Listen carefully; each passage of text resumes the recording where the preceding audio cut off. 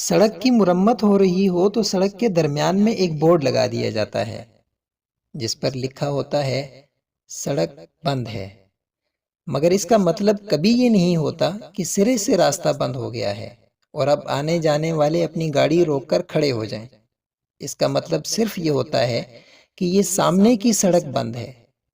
ہر شخص کو اس قسم کے بورڈ کے معنی معلوم ہے، چنانچہ سواریاں جب وہاں پہنچ کر بورڈ کو دیکھتی ہیں تو وہ ایک لمحے کے لیے بھی نہیں رکتی، وہ دائیں بائیں گھوم کر اپنا راستہ نکال لیتی ہیں اور آگے جا کر دوبارہ سڑک پکڑ لیتی ہیں، اور اگر کسی وجہ سے دائیں بائیں راستہ نہ ہو تب بھی سواریوں کے لیے کوئی مسئلہ نہیں، وہ اطراف کی سڑکوں سے اپنا سفر جاری رکھتی ہیں۔ کچھ دور آگے جا کر دوبارہ انہیں اصل سڑک مل جاتی ہے اور اس پر اپنا سفر جاری رکھتی ہیں اور وہ منزل پر پہنچ جاتی ہیں۔ اس طرح کچھ منٹوں کی تاخیر تو ضرور ہو سکتی ہے، مگر ایسا کبھی نہیں ہوتا کہ ان کا سفر رک جائے یا وہ منزل پر پہنچنے میں ناکام رہیں۔ یہی صورت زندگی کے سفر کی بھی ہے۔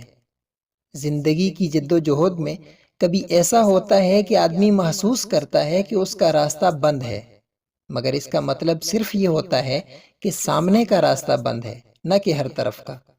جب بھی ایک راستہ بند ہو تو دوسرے بہت سے راستے کھلے ہوئے ہوں گے۔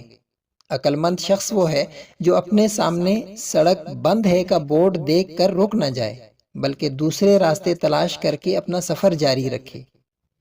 ایک میدان میں مواقع نہ ہو تو دوسرے میدان میں اپنے لیے مواقع کار تلاش کر لیجئے۔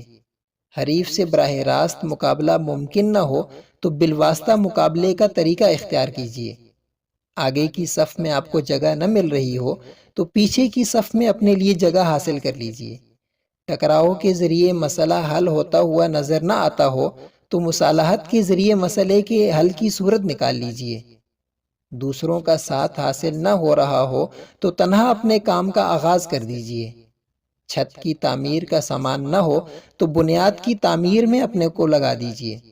بندوں سے ملتا ہوا نظر نہ آتا ہو تو خدا سے پانے کی کوشش کیجئے۔